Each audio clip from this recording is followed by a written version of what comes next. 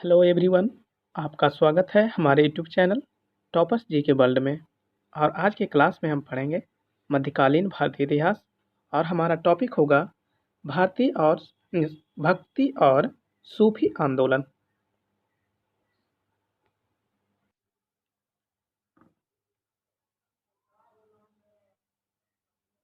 Hello everyone, आपका स्वागत है हमारे यूट्यूब चैनल टॉपर्स जी के वर्ल्ड में। और आज के क्लास में हम पढ़ेंगे मध्यकालीन भारतीय इतिहास। और आज का हमारा टॉपिक होगा भक्ति और सूफी आंदोलन। इससे पहले टोटल 9 लेक्चर आ चुके हैं। लेक्चर नंबर 10 होगा। अगर आपने पिछले वाले वीडियो को नहीं देखे हैं तो आप प्ले लिस्ट में जाकर उस सारे वीडियो को देख सकते हैं। यह सीरीज आगामी 69 बीपीएससी प्री, दारोगा और अन्य कॉम्पिटिटिव एग्जाम के लिए चलाया जा रहा है। तो चलिए बिना देर किए हुए क्लास को आगे बढ़ाते हैं। यदि आप इस चैनल पर नए हैं तो चैनल को सब्सक्राइब करें, लाइक करें, कमेंट्स करें और अपने दोस्तों में शेयर करें। तो क्लास को अब कंटिन्यू करते हैं। भक्ति और सूफी आंदोलन। भक्ति आंदोलन का उदय सर्वप्रथम द्रविड़ देश में हुआ तथा वहां से उसका प्रचार उत्तर भारत में किया गया। भगवत पुराण में कहा गया है कि भक्ति द्रविड़ देश में जन्मी, कर्नाटक में विकसित हुई और कुछ काल तक महाराष्ट्र में रहने के बाद गुजरात में पहुंचकर जीर्ण हो गई। भक्ति आंदोलन का सूत्रपात दक्षिण में 8वीं सदी में महान दार्शनिक शंकराचार्य के उदय के साथ हुआ, जिन्होंने विशुद्ध अद्वैतवाद का प्रचार किया। अद्वैतवाद का प्रचार किसने किया था? शंकराचार्य ने। भक्ति आंदोलन को दक्षिण के वैष्णव अलवार संतों और शैव नयनार संतों ने प्रसारित किया था। भक्ति आंदोलन का पुनर्जन्म 15वीं-16वीं सदी ईस्वी में हुई, जब इसके नेतृत्व की बागडोर कबीर, नानक, तुलसी, सूर एवं मीराबाई ने संभाली। मध्यकालीन भारत में सूफियों के उद्भव से समाज में समरसता फैलाने में मदद मिली। ये सूफी ध्यान साधना और कठोर श्वास नियमन जैसे यौगिक क्रियाओं को किया करते थे।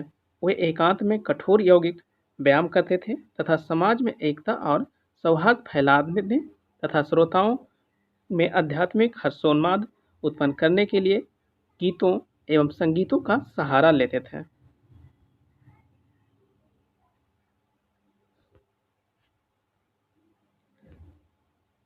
कामरूप, जो असम राज्य में स्थित है, वहां पर वैष्णव धर्म को लोकप्रिय बनाने का कार्य शंकर देव ने किया था। एकेश्वरवाद उसके धर्म का मूल उद्देश्य था। वे विष्णु या उनके अवतार कृष्ण को अपना अभीष्ट मानते थे। उन्होंने एक शरण संप्रदाय की स्थापना की। वे कर्मकांड एवं मूर्ति पूजा दोनों में विरोधी थे। वे असम के चैतन्य के रूप में प्रसिद्ध थे। श्री वल्लभाचार्य सोमयाजी कुल के तेलुगु ब्राह्मण भी लक्ष्मण भट्ट के पुत्र थे। परंपरा अनुसार इन्होंने रुद्र संप्रदाय के प्रवर्तक विष्णु स्वामी के मत का अनुसरण तथा विकास करके अपना शुद्ध अद्वैतवाद या पुष्टि मार्ग प्रविष्ट किया। ये अग्नि के अवतार माने जाते हैं। वल्लभाचार्य जी द्वारा रचित महत्वपूर्ण ग्रंथ ब्रह्म सूत्र या अनुभाष्य और बृहद्भाष्य, भागवत की सुबोधिनी टीका, भगवत तत्वदीप निबंध, पूर्व मीमांसा भाष्य, गायत्री भाष्य, पत्रावलंबन, दशम स्कंद अनुकर्मणिका, त्रिविधि नामावली आदि हैं। द्वैतवाद के प्रवर्तक माधवाचार्य हैं। विशिष्ट द्वैतवाद के रामानुजाचार्य और द्वैतवाद के प्रवर्तक निम्बकाचार्य हैं, जो कि सनक संप्रदाय से संबंधित हैं। उत्तर भारत में रामानंद भक्ति आंदोलन के प्रथम प्रवर्तक थे, जिनका जन्म 1299 ईस्वी में प्रयाग के कन्यकुब्ज ब्राह्मण परिवार में हुआ था। ये सगुण ईश्वर में विश्वास करते थे। इन्होंने सर्वप्रथम अपने संदेश का प्रचार हिंदी भाषा में किया। कबीर रामानंद के 12 शिष्यों में से प्रमुख थे। लोक परंपरा के अनुसार उनका जन्म किसी विधवा ब्राह्मणी के गर्भ से वाराणसी के समीप हुआ था तथा पालन पोषण एक जुलाहा दंपति नीरू और नीमा ने किया था। बीजक संत कबीर के उपदेशों का संकलन है, जो कबीरपंथी संप्रदाय के मानने वालों का पवित्र ग्रंथ है। सबद, साखी एवं रामायणी कबीर की रचनाएं हैं। कबीर की कौन सी रचनाएं हैं? सबद, साखी, रामायणी। परंतु धर्मदास के साथ उनके संवादों का संकलन अमर मूल शीर्षक के अंतर्गत प्राप्त होता है। संत मूलक दास का जन्म लाला सुंदर दास खत्री के घर में 1574 ईस्वी में कड़ा, वर्तमान कौशाम्बी जिला में हुआ था। गुरु घासीदास का जन्म दिसंबर 1756 में छत्तीसगढ़ के रायपुर जिले के गिरौदपुरी गांव में हुआ था। उनके पिता महंगू दास और माता अमरौतीन बाई थे। भगवान शिव की प्रतिष्ठा में भारत के विभिन्न भागों में 12 ज्योतिर्लिंगों का स्थापना की गई। ये हैं केदारनाथ, विश्वनाथ, बैद्यनाथ, महाकालेश्वर, ओंकारेश्वर, नागेश्वर, सोमनाथ, त्र्यंबकेश्वर, घृणेश्वर, भीमाशंकर, मल्लिकार्जुन स्वामी, रामेश्वरम। गुरु नानक का जन्म 1469 ईस्वी में तलवंडी में हुआ था।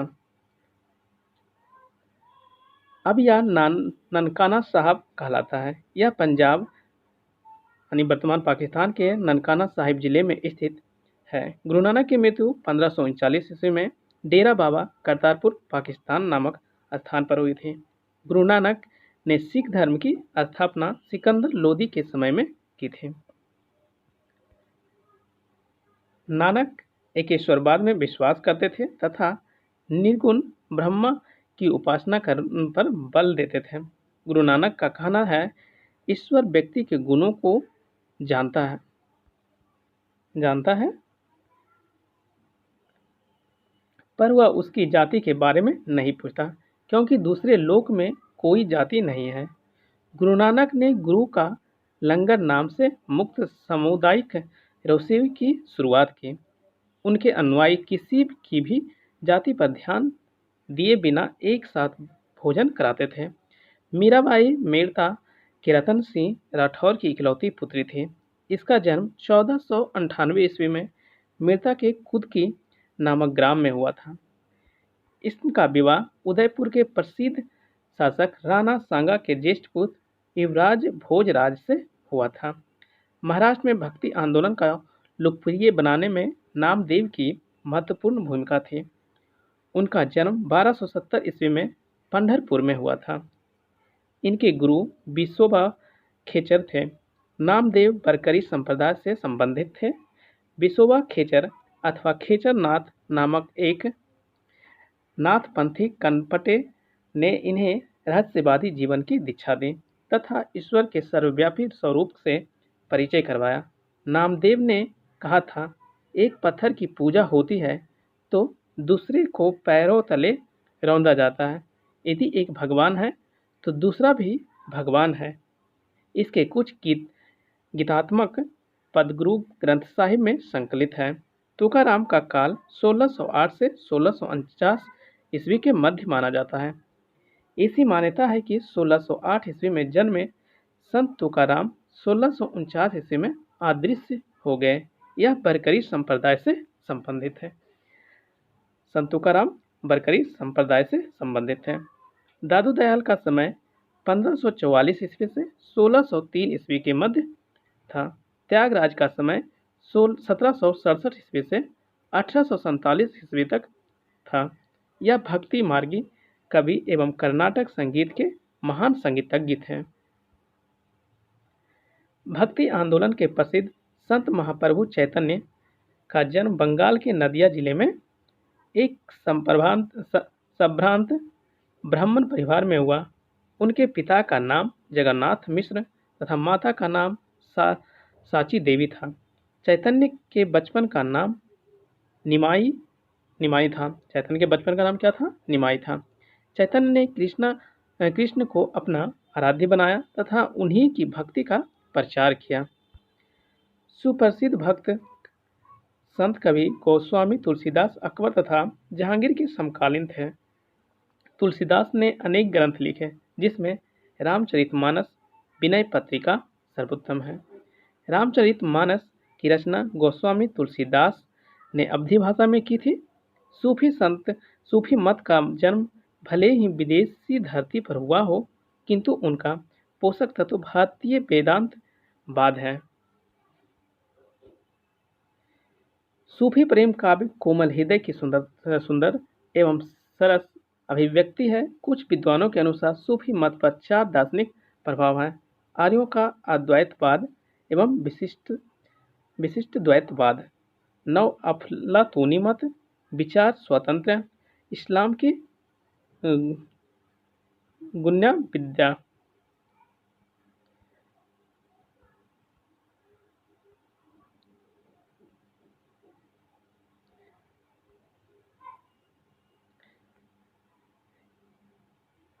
चिश्तिया सूफी मत के स्थापना अफगानिस्तान के चिश्त में अबू इसहाक सामी चिश्ती और उसके शिष्य ख्वाजा अबू अहमद अब्दाल ने की थी, किंतु भारत में सर्वप्रथम इसका प्रचार ख्वाजा मुद्दीन चिश्ती के द्वारा हुआ था। वे 12वीं शताब्दी में मोहम्मद गोरी की सेना के साथ भारत आए थे।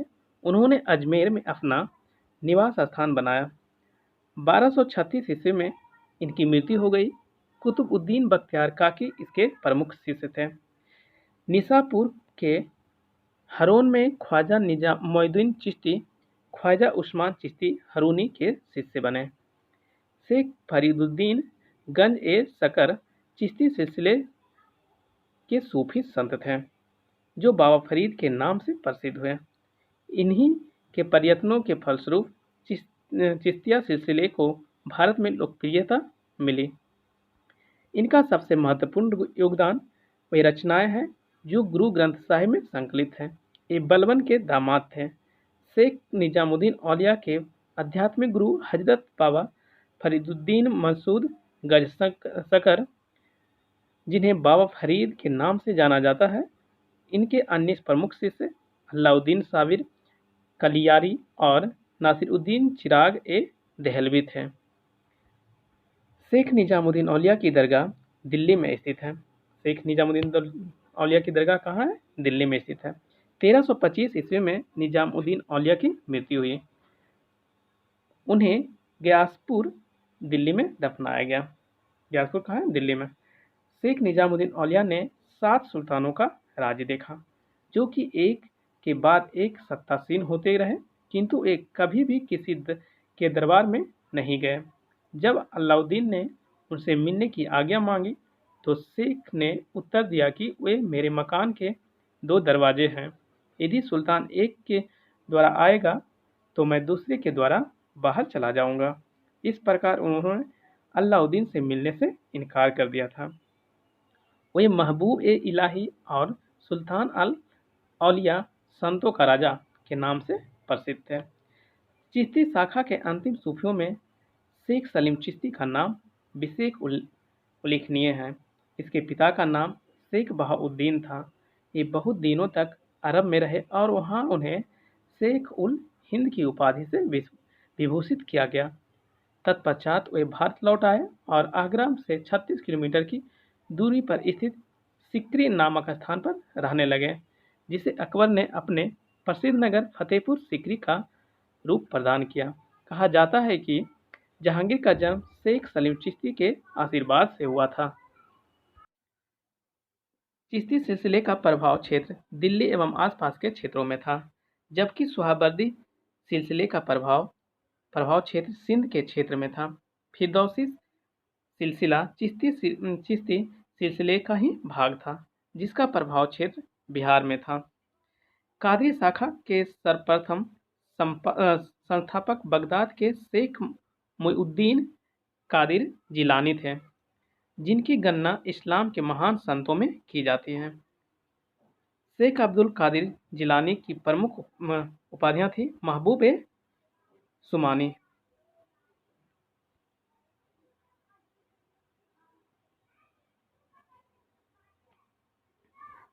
महबूब सुमानी, ईश्वर का प्रेमी, पिरान पीर, संतों के प्रधान, पीर दस्तगीर, मददगार संत आदि। भारत में सर्वप्रथम इस शाखा का प्रचार शाह नियामतुल्ला और मखदूम जिलानी ने 15वीं सदी में किया। मखदूम जिलानी ने उच्च को अपना शिक्षा केंद्र बनाया था। नक्शबंदी सिलसिले की स्थापना 14वीं सदी में ख्वाजा बहाउद्दीन नक्शबंद ने की थी। ख्वाजा ख्वाद महमूद इस शाखा के प्रमुख संत थे, जो भारत आए एवं कश्मीर को अपना केंद्र बनाया। किंतु भारत में इस शाखा का मुख्य प्रचार 17वीं सदी के लगभग ख्वाजा बकी बिल्लाह द्वारा हुआ, जो अपने गुरु की आज्ञा से काबुल आए थे। शेख अहमद सरहिंदी इसके प्रमुख शिष्य थे, जो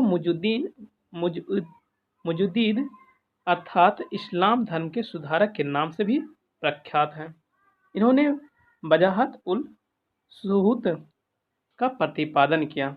यह सिलसिला समा यानी संगीत के विरुद्ध था। सूफियों में यह सबसे अधिक कट्टरवादी सिलसिला था। इन्होंने अकबर की उदार नीतियों का विरोध किया। औरंगजेब इसी सूफी सिलसिले का अनुयायी था।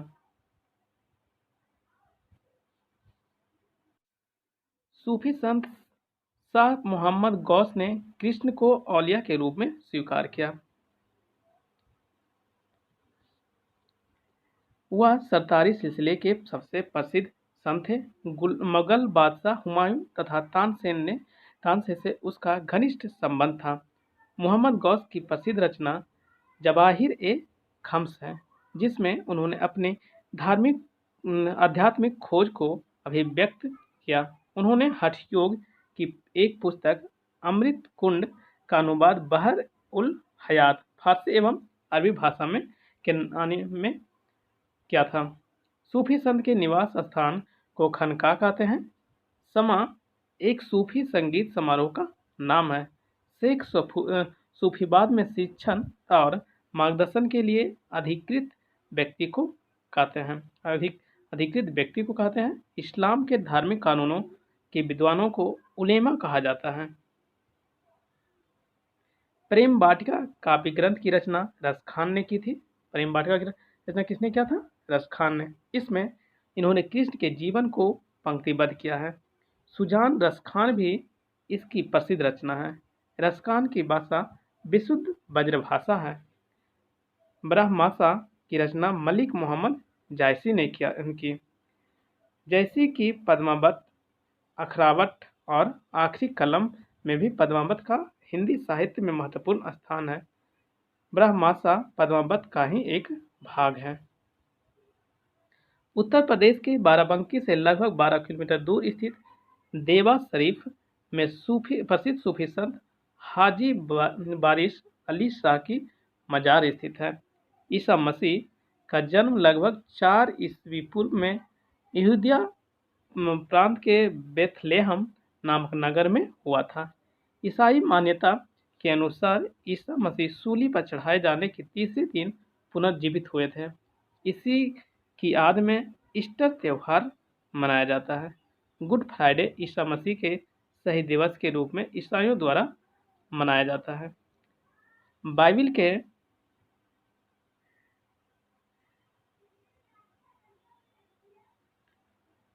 के अनुसार ईसा मसीह को शुक्रवार के दिन सूली दी गई थी। असीसी के संत फ्रांसिस ऐसे ईसाई संत हैं जो पशु पक्षियों से प्रेम के लिए विख्यात हैं। वेटिकन इटली में स्थित स्थलरुद्ध संप्रभु देश है।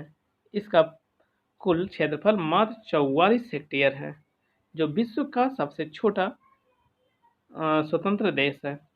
यह रोम के पादरी, जिन्हें पोप भी कहा जाता है, के द्वारा शासित है।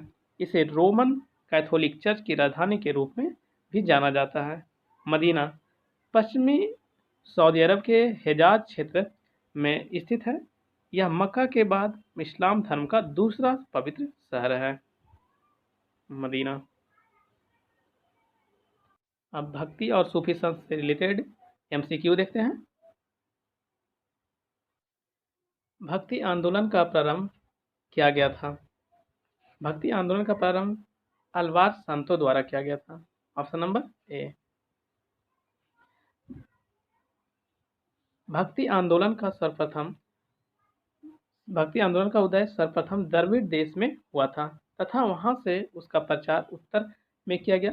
भागवत पुराण में कहा गया है कि भक्ति द्रविड़ देश में जन्मी, कर्नाटक में विकसित हुई तथा कुछ काल तक महाराष्ट्र में रहने के बाद गुजरात में पहुंचकर जीर्ण हो गई।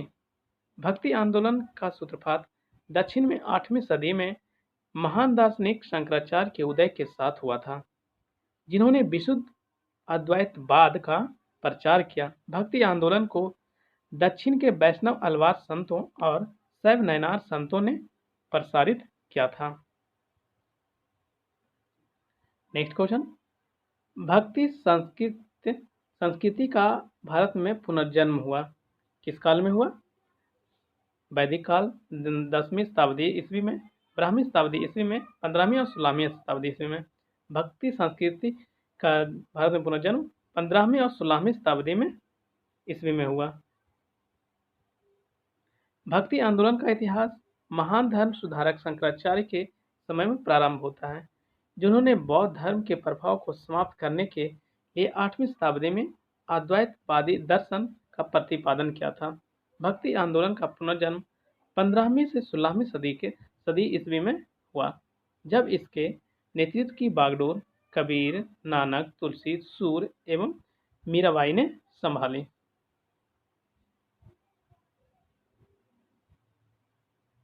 नेक्स्ट क्वेश्चन, बुद्ध और मीराबाई के जीवन दर्शन में मुख्य समस्या साम्य है, यानी क्या साम्य है? संसार दुखपूर्ण है, यह बुद्ध के द्वारा कहा गया था और मीराबाई के जीवन दर्शन मुख्य साम्य था। आगे देखते हैं, बुद्ध और मीराबाई के जीवन दर्शन में मुख्य साम्य यह था कि दोनों ने संसार को दुखपूर्ण माना। दुख बौद्ध धर्म के 4 आर्य सत्यों में प्रथम है। नेक्स्ट क्वेश्चन, कोई व्यक्ति किसी व्यक्ति से उसका धर्म, संप्रदाय या जाति ना पूछे, यह कथन किसका है? रामानंद का। यह कथन संत रामानंद जी का है। इसके शिष्यों में सभी जाति एवं संप्रदाय के लोग शामिल थे। नेक्स्ट क्वेश्चन, सभी भक्ति संतों के मध्य एक समान विशेषता थी कि उन्होंने अपनी वाणी को उसी भाषा में लिखा जिससे उसके भक्त समझते थे। ये पूछा गया था बीपीएससी 47 में 2005 में पूछा गया था। भक्ति आंदोलन के संतों का आचार बहुत ऊंचा था। उसमें से बहुतों ने देश का भ्रमण किया और एक कई प्रकार के लोगों से मिले जिसके विचार भिन्न थे। उन संतों ने साधारण लोगों की भाषाओं को उन्नत करने में अपना योगदान दिया। उन्होंने हिंदी, पंजाबी, बांग्ला, तेलुगु, कन्नड़, तमिल इत्यादि भाषाओं की उन्नति में बहुत योगदान दिया। भक्ति आंदोलन के संत अपने उपदेश क्षेत्रीय एवं स्थानीय भाषाओं में देते थे ताकि वहाँ के लोग उनके उपदेश आसानी से सुन और समझ सकें। इस कारण क्षेत्रीय भाषाओं का विकास हुआ। नेक्स्ट क्वेश्चन, मध्ययुगीन भारत के धार्मिक इतिहास के संदर्भ में सूफी संत निम्नलिखित में से किस तरह के आचरण का निर्वाह करते थे? निम्नलिखित कूटों के आधार पर सही उत्तर चुनिए। अभी तक कूट दिया हुआ है, उसके द्वारा चुनना है कौन सही है। ध्यान साधना और श्वास नियमन। सेकेंड है एकांत में कठोर यौगिक व्यायाम। तीसरा है श्रोताओं में आध्यात्मिक हर्षोन्माद उत्पन्न करने के लिए पवित्र गीतों का गायन। ये तीनों सही है। इसका हो जाएगा ऑप्शन नंबर 1 2 3 किसमें है?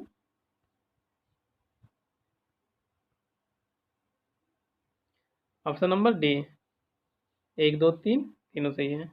आईएसपीडी 2012 में पूछा गया था। मध्यकालीन भारत में सूफियों के उद्भव में समाज में समरसता फैलाने में मदद मिली। ये सूफी ध्यान साधना और कठोर श्वास नियमन जैसी यौगिक क्रियाओं को किया करते थे। वो एक एकांत में कठोर यौगिक व्यायाम करते थे तथा समाज में एकता और सौहार्द बल फैलाने तथा श्रोताओं में आध्यात्मिक हर्षोन्माद उत्पन्न करने के लिए गीतों एवं संगीत का सहारा लेते थे। नेक्स्ट क्वेश्चन, कामरूप में वैष्णव धर्म को लोकप्रिय बनाया था। कामरूप में वैष्णव धर्म को लोकप्रिय किसने बनाया था? शंकर देव ने बनाया था। कामरूप जो असम राज्य में स्थित है, वहाँ पर शैव धर्म को लोकप्रियता बनाने का कार्य शंकर देव ने किया था। एकेश्वरवाद उनके धर्म का मूल उद्देश्य था। वे विष्णु या उसके अवतार कृष्ण को अपना अभिष्ट मानते थे। नेक्स्ट क्वेश्चन, सुप्रसिद्ध मध्यकालीन संत शंकर देव संबंधित थे, यानी किस संप्रदाय से संबंधित थे शंकर देव? वैष्णववाद संप्रदाय से। Option number B. असम एवं कूच बिहार में वैष्णव धर्म का प्रवर्तक किसने किया था? ये किया था शंकर देव ने। शंकर देव ने असम और कूच बिहार में वैष्णव धर्म का प्रवर्तन किया था। असम एवं कूच बिहार में वैष्णव धर्म का प्रवर्तन शंकर देव ने किया था। नेक्स्ट, रामानुजाचार्य किससे संबंधित है? रामानुजाचार्य विशिष्ट द्वैतवाद से संबंधित है। व्याख्या देख लेते हैं। वैष्णव आचार्य रामानुज भक्ति आंदोलन के प्राचीनतम प्रचारक थे। इन्होंने सगुण ईश्वर की उपासना पर बल दिया। उनके मत को विशिष्ट द्वैतवाद कहा जाता है, जिसका अर्थ है ब्रह्मन अर्थात ईश्वर अद्वैत होते हुए भी जीव तथा जगत की शक्तियों द्वारा विशिष्ट है। नेक्स्ट क्वेश्चन, शुद्ध अद्वैतवाद का प्रतिपादक क्या था? शुद्ध अद्वैतवाद का प्रतिपादक वल्लभाचार्य ने किया था। श्री वल्लभाचार्य सोमयाजी कुल के तेलुगु ब्राह्मण श्री लक्ष्मण भट्ट के पुत्र थे।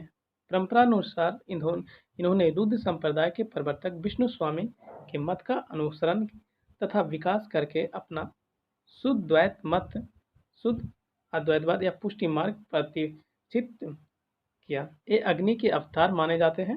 इनके जीवन का अधिकांश समय काशी, अरैल या भी वर्तमान समय प्रयाग एवं वृंदावन में व्यतीत हुआ। नेक्स्ट क्वेश्चन, महाप्रभु वल्लभाचार्य का जन्मस्थली कहाँ है? Champaranya. Next right answer D. ये पूछा क्या था? छत्तीसगढ़ PCS 2015 में। भक्तिकालीन सगुण धारा की कृष्ण भक्ति शाखा के आधार पर अष्टम एवं पुष्टि मार्ग के प्रणेता श्री वल्लभाचार्य का जन्म विक्रम संवत 1535 ईस्वी में वैशाख कृष्ण एकादशी को दक्षिण भारत के कंकरबाड़ ग्रामवासी तेलुगु ब्राह्मण श्री लक्ष्मण भट्ट जी की पत्नी इस्लामाकारू के गर्भ से वर्तमान छत्तीसगढ़ राज्य के रायपुर के निकट चंपारण्य में हुआ। उन्हें वैश्वानर अवतार अग्नि का अवतार कहा गया है। नेक्स्ट क्वेश्चन, कौन सुमेलित है?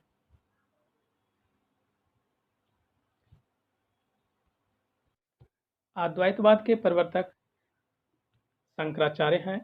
विशिष्ट द्वैतवाद के प्रवर्तक रामानुजाचार्य हैं और द्वैतवाद के माधवाचार्य हैं। ये सही, सी नंबर सही है। द्वैतवाद के प्रवर्तक निम्बकाचार्य हैं। ये भी गलत है, ये भी गलत है, ए यानी ऑप्शन नंबर सी सही है। लिख लेते हैं नीचे। द्वैतवाद के प्रवर्तक माधवाचार्य हैं, वहीं अद्वैतवाद के शंकराचार्य, विशिष्ट द्वैतवाद के रामानुजाचार्य, शुद्ध अद्वैतवाद के वल्लभाचार्य और द्वैतवाद के प्रवर्तक निम्बकाचार्य हैं, जो कि सनक संप्रदाय से संबंधित हैं। इसी प्रकार अन्य संप्रदायों में तुकाराम बरकरी संप्रदाय से तथा रामदास धरकरी संप्रदाय से संबंधित हैं। तुकाराम बरकरी संप्रदाय से और रामदास धरकरी संप्रदाय से संबंधित हैं। नेक्स्ट क्वेश्चन, सूची 1 को सूची 2 से सुमेलित कीजिए और सूचियों के नीचे दिए गए कूट से सही उत्तर चुनिए। सूची 1, सूची 2। बल्लभाचार्य बल्लभाचार्य बल्लभाचार्य पुष्टि मार्ग के प्रतिपादक थे। रामानुज विशिष्ट द्वैतवाद के प्रतिपादक थे। और माधवाचार्य द्वैतवाद के प्रतिपादक थे।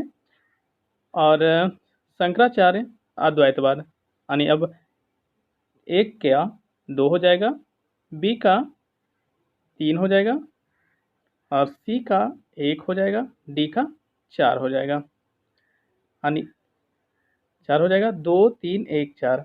अब किस में है देख लेते हैं। 2 3 1 4, option number C right answer C हो जाएगा।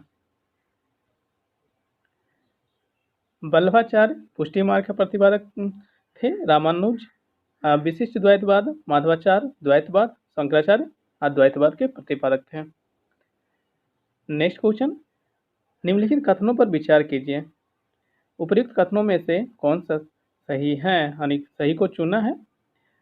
बीजक संत दादू दयाल के उपदेशों का एक संकलन है, ये गलत है। बीजक संत कबीर दास का संत कबीर दास के उपदेशों का संकलन है। पुष्टि मार्ग के दर्शन को माधवाचार्य ने प्रतिपादित किया था, ये भी गलत है।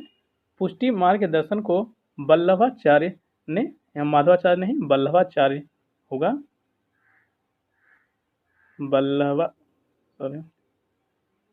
बल्लभाचार्य ने प्रतिपादित किया था। यानी इसका राइट आंसर हो जाएगा ना तो 1 ना तो 2, ऑप्शन नंबर डी हो जाएगा। बीजक संत कबीर के उपदेशों का संकलन है, जो कबीरपंथी संप्रदाय के मानने वालों का पवित्र ग्रंथ है। पुष्टि मार्ग वैष्णव संप्रदाय के अंतर्गत आता है। पुष्टि मार्ग का दर्शन बल्लभाचार्य द्वारा प्रतिपादित किया गया था। नेक्स्ट क्वेश्चन, निम्नलिखित में से किस भक्ति संत ने अपने संदेश के प्रचार के लिए सबसे पहले हिंदी का प्रयोग किया? सबसे पहले किसने प्रयोग किया था? रामानंद ने, ऑप्शन नंबर सी।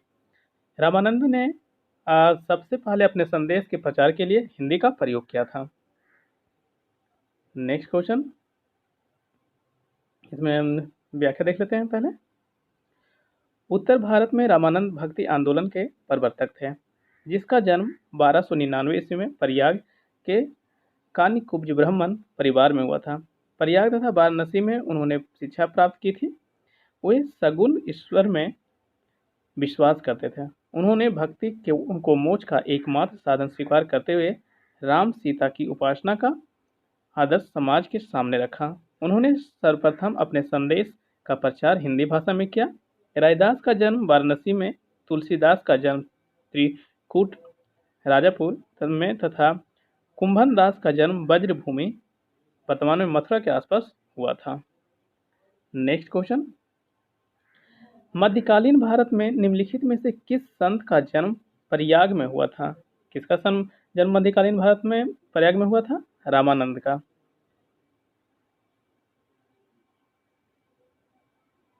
नेक्स्ट क्वेश्चन,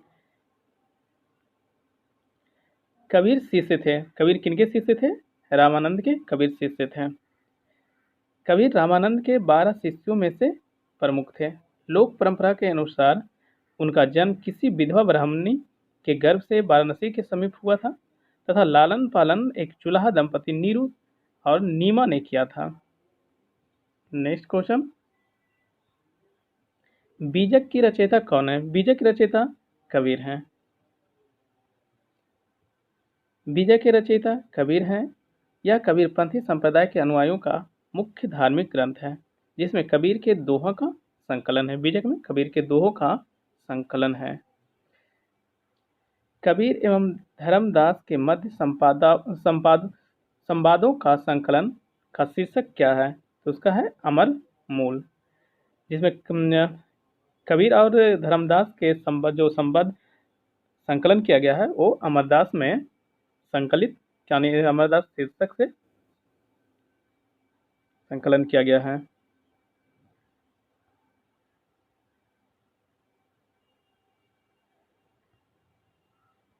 सबद, साखी, रामायणी कबीर की रचनाएं।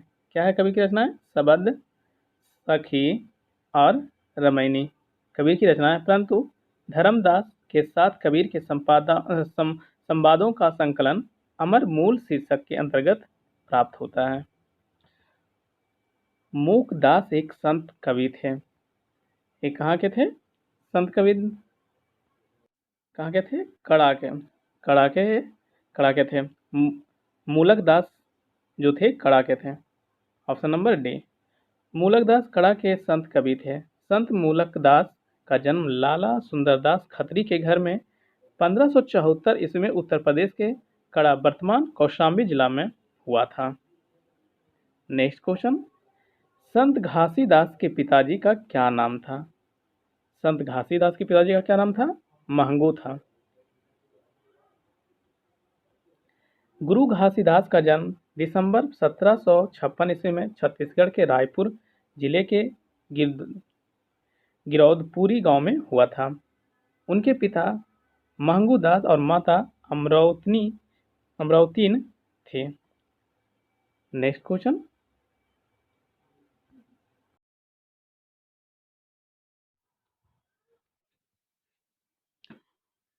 क्वेश्चन, निम्नलिखित में से कौन सा एक सही कालानुक्रम है?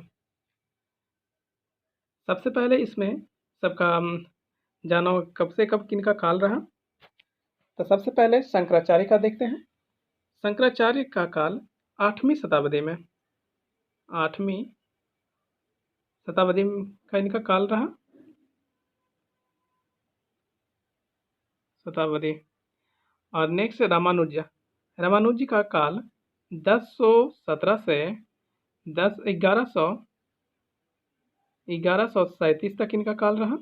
नेक्स्ट है चैतन्य का काल 1486 से लेकर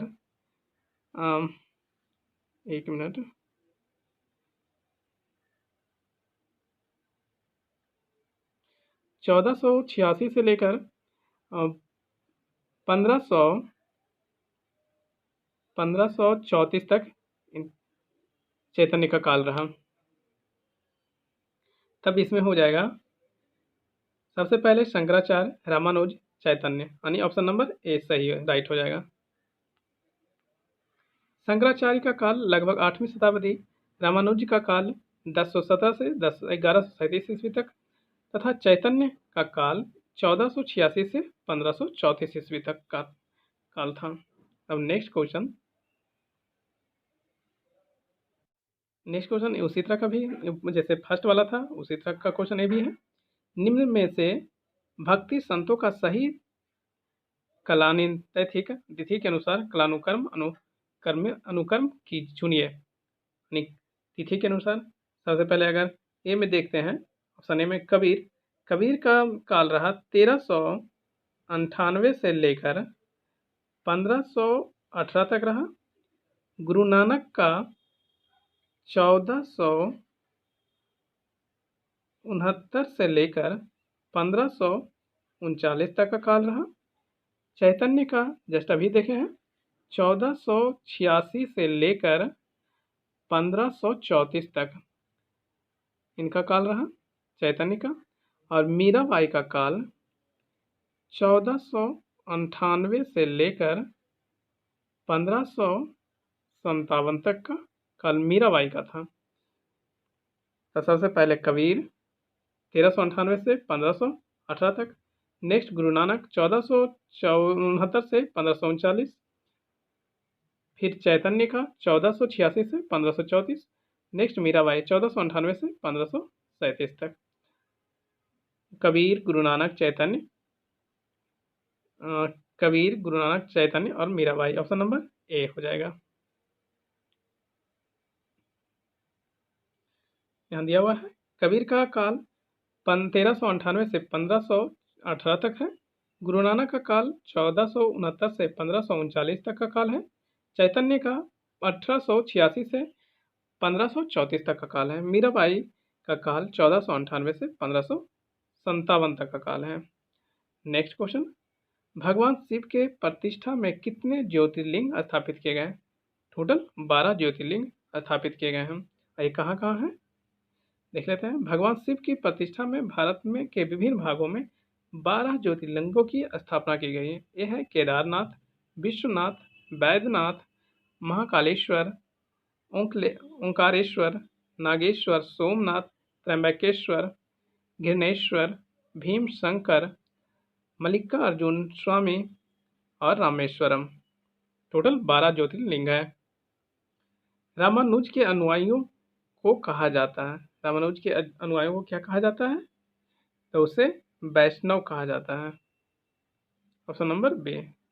भक्ति आंदोलन के प्रचारक प्रसिद्ध वैष्णव आचार्य रामानुज ने सगुण ईश्वर की उपासना पर बल दिया।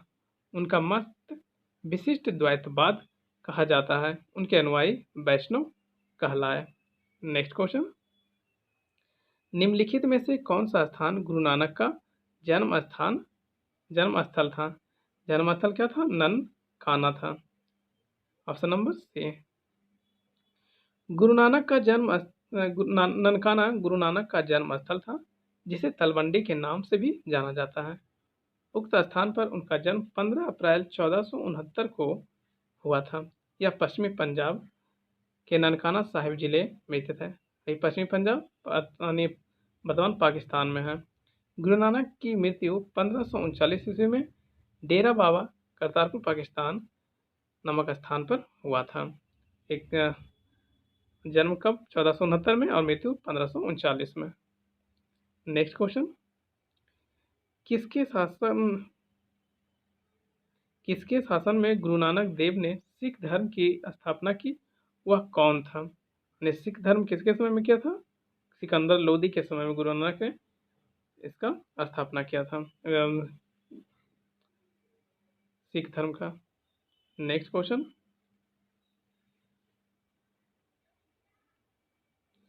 गुरु नानक 1469 से 1539 में 1469 में जन्म हुआ था, 1539 में मृत्यु हुई। सिख धर्म की स्थापना सिकंदर लोदी के समय में हुआ था। और सिकंदर लोदी का शासनकाल कब से कब तक था? 1489 से लेकर 1517 ईस्वी तक।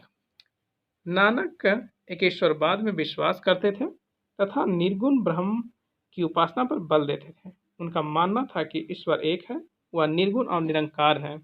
वह अवतारवाद में विश्वास नहीं करते थे। नेक्स्ट क्वेश्चन, ईश्वर केवल मनुष्य के सद्गुण को पहचानता है और उसकी जाति नहीं पूछता। आगामी दुनिया में कोई जाति नहीं होती। यह सिद्धांत किस भक्ति संत का है? यह नानक के हैं। गुरु नानक का कहना है, ईश्वर व्यक्ति के गुणों को जानता है पर वह उनकी जाति के बारे में नहीं पूछता, क्योंकि दूसरे लोक में कोई जाति नहीं है। गुरु नानक ने गुरु का लंगर नाम से मुक्त सामुदायिक रसोई की शुरुआत की। उनके अनुयायी किसी की भी जाति पर ध्यान दिए बिना एक साथ भोजन करते थे। नेक्स्ट क्वेश्चन,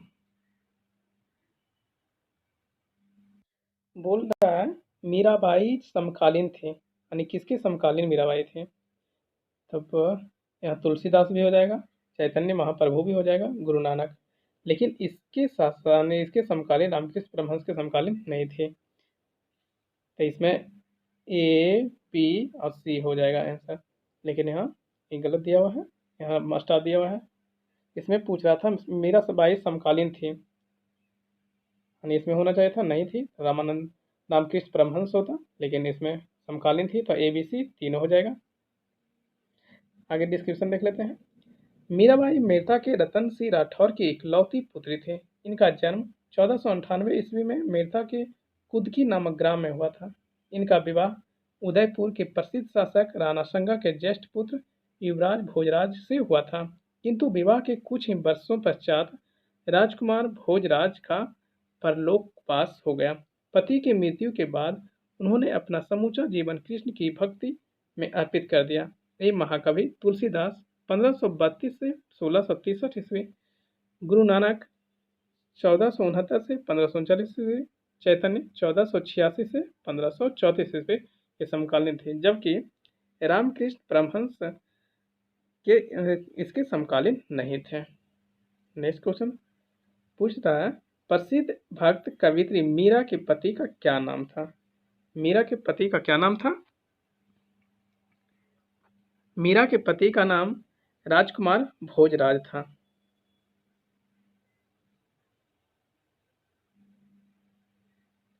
नेक्स्ट क्वेश्चन, राग गोविंद के रचनाकार कौन है? राग गोविंद के रचनाकार कौन है?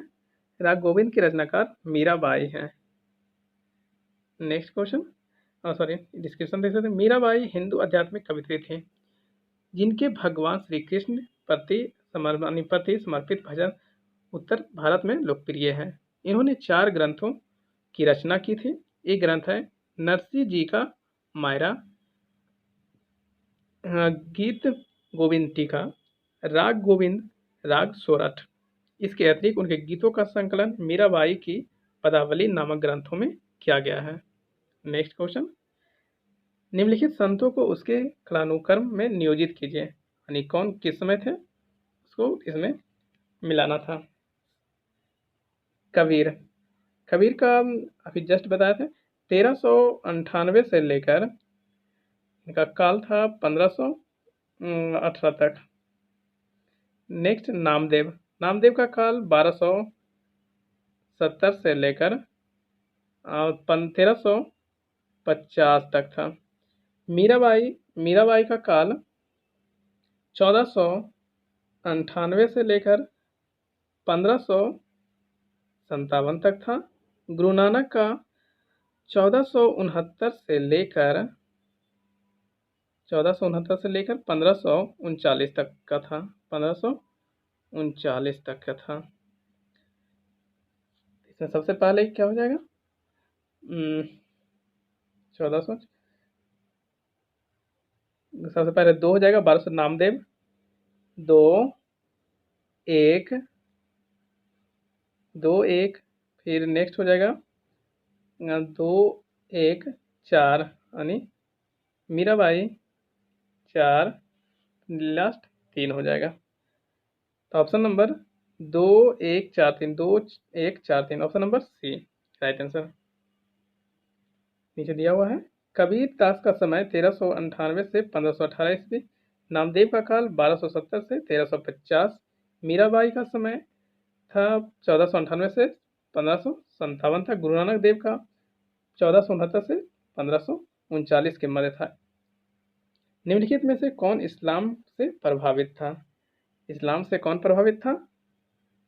राइट आंसर नामदेव, नामदेव था जो इस्लाम से प्रभावित था। चैतन्य, मीराबाई और वल्लभाचार्य सगुण संत के रूप में कृष्ण भक्ति के उपासक थे, जबकि नामदेव निर्गुण संत थे। नामदेव मूर्ति पूजा, व्रत, उपवास, तीर्थ यात्रा एवं कठोर शरीर साधना के मार्ग के खिलाफ थे। इस दृष्टि से वे इस्लाम से प्रभावित प्रतीत होते हैं। नेक्स्ट क्वेश्चन, निम्नलिखित भक्ति संतों पर विचार कीजिए। दादू दयाल, गुरु नानक, त्यागराज।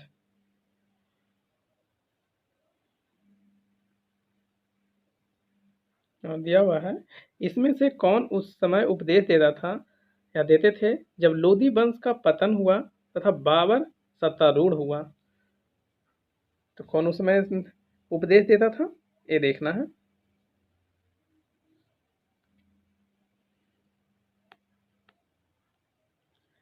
तो उस समय उपदेश देता था केवल गुरु नानक। ऑप्शन नहीं तो इसमें हो जाएगा 2। अब देखते हैं 2 किस में है। ऑप्शन नंबर बी में है। लोधी वंश का पतन के समय केवल गुरु नानक उपदेश देते थे।